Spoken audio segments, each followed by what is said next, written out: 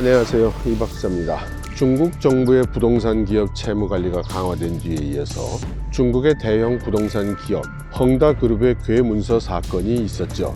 이 사건은 괴문서의 진짜 가짜 여부와 관계없이 헝다그룹의 주가 그리고 채권의 가격이 곤두박질 치면서 헝다그룹의 위기를 불러일으켰습니다. 결국 중국 정부는 이 일에 개입을 했고 료호 부총리가 대책회의를 주재를 했죠. 그리고 나서 가장 직접적인 위기 원인이라고 할 수 있는 1,300억 위안의 전략투자, 이 전환사채를 장기 투자로 전환하는 이런 보충 협의를 함으로써 진정이 되었습니다. 그렇지만 보충 협의에 성공한 금액은 800 몇십억 위안 정도였고 400억 위안이 넘는 규모의 채권에 대해서는 이 보충 협의에 대해서 동의를 하지 않았습니다. 이렇게 동의하지 않은 기업들의 상당수는 국유기업이라는 소문이었고요. 이러한 국유기업이 료호 부총리나 중앙에서의 요청에도 불구하고 전환사채의 장기투자 전환에 동의를 하지 않은 것은 만일에 이러한 조건을 받아들일 경우에는 자신들부터 재무위기에 처할 수가 있고 심각한 경우 도산에까지 이를 수 있기 때문이라는 그런 소문도 돌고 있습니다. 헝다가 당장 망하면 투자자들의 손실이 즉각 현실화되기 때문에 대부분의 투자자들도 선택의 여지가 없었을 겁니다.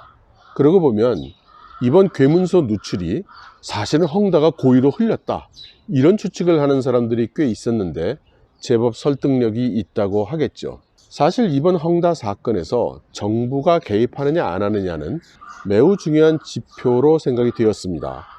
헝다 위기에 정부가 관여한다면 유사한 대형 부동산 기업의 위기에 마찬가지로 정부가 개입하지 않겠느냐, 이런 논리에서죠. 그리고 중앙이 만약 이렇게 부동산 기업의 위기에 손을 써준다면 당연히 지방정부도 상대적으로 더 밀착되어 있는 지방 부동산 기업들을 지원하려 할 것이기 때문입니다.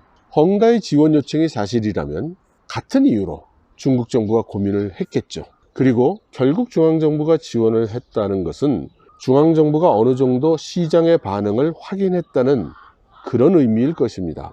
이유 여하를 막론하고 부동산의 동향이 심상치 않은 것은 사실로 보입니다. 중국의 금융권도 부동산에 대한 신용 대출의 축소에 들어간 것으로 보이는 그런 증상이 여기저기서 나타나기도 하고 부동산 시장 자체의 변화도 이제는 제법 뚜렷하게 나타나고 있습니다. 지금도 중국 정부 통계로는 부동산의 가격 동향은 그렇게 나쁘지 않습니다. 그렇지만 중국 그리고 중화권의 SNS에 나타나는 소식들에는 확연한 변화가 감지가 된단 말입니다. 먼저 연초에는 중국 남방의 부동산 가격 하락이 일어나고 있다는 그런 이야기들이 많았어요. 그리고 이 시기에는 1선, 2선 주요 도시들은 문제가 아직 나타나지 않았는데 3선, 4선 도시들의 가격 하락이 심상치 않다, 이런 이야기들이 주류였죠.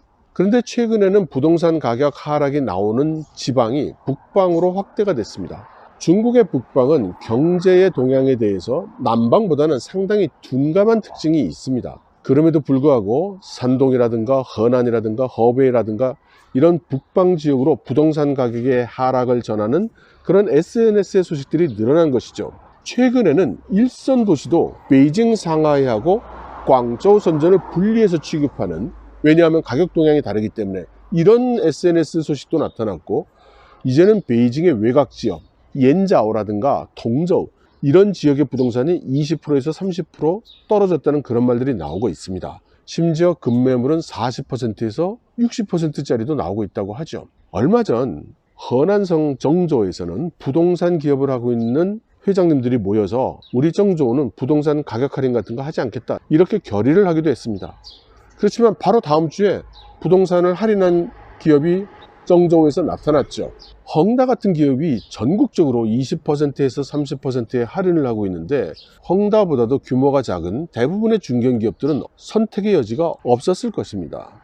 그리고 중국에도 갭 투자 같은 것을 부추기는 부동산 투기를 조장하는 중국의 SNS 채널이 있었습니다. 쇠이쿠 룬탄이라는 것인데요. 이것은 사실 질이 좀 나쁘기 때문에 언제 폐쇄돼도 이상하지는 않았지만 포인트는 최근에 그 사이트가 폐쇄가 된 것입니다. 결국 중국의 부동산 가격 하락이 현재 신속하게 진행되고 있는 것으로 판단이 되는 것이죠. 그간 제가 누누이 여러분들께 말씀드려왔던 부동산 버블 붕괴의 가능성이 지금 시작하고 있는 것일 수 있다는 생각이 듭니다. 아직은 부동산 하락으로 인한 금융권의 영향은 표면에 떠오르지 않고 있지만 이미 어느 정도 진행이 되고 있을 것으로 생각이 됩니다. 이제 지금부터는 눈에 불을 켜고 중국의 부동산 동향, 부동산 버블이 터지는지 안 터지는지, 그리고 금융권으로 얼마나 임팩트가 가고 있는지를 모니터링 해봐야 될 시점이라고 생각이 됩니다. 여러분 들어주셔서 감사합니다.